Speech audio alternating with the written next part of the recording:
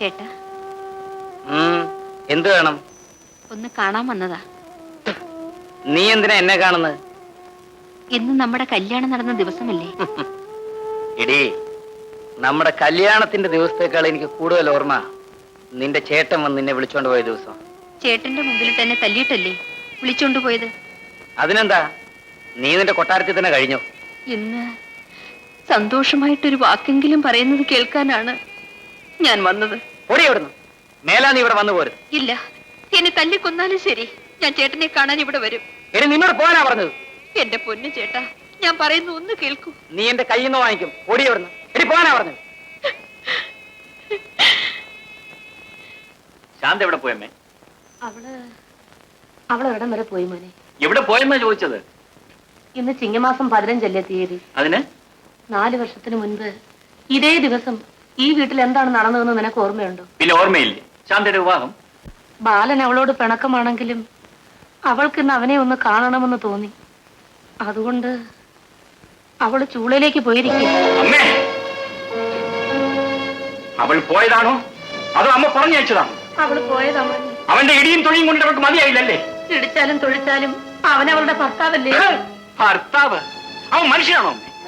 6 മാസം ഇവൾ അവനോട് സ്വയമായി ജീവിച്ചിട്ടുണ്ട്. പ്രാണഭയന്നില്ല അവൾ ഇങ്ങോട്ട് ഓടിപ്പോന്നത്. എന്നിട്ട് അവനെ കാണാൻ വേണ്ടി അങ്ങോട്ട് പോയിരിക്കുന്നു. മോനെ, നമ്മൾ എന്തൊക്കെ പറഞ്ഞാലും അവക്ക് ഇപ്പോഴും അവനോട് സ്നേഹമുണ്ട്. സ്നേഹിക്കാതിരിക്കാൻ പറ്റുമോ? തല്ലി പഠിപ്പിച്ചില്ലേ ഇങ്ങോട്ട് അയച്ചത്? അമ്മേ, അവൾ അവളുടെ ഇഷ്ടത്തിന് വെളിയിൽ പോയിരിക്കയില്ലേ അവനെ കാണാൻ? ഇനി തിരിച്ചു വന്നാൽ അതിനകത്ത് കയറ്റി പോകരുത്.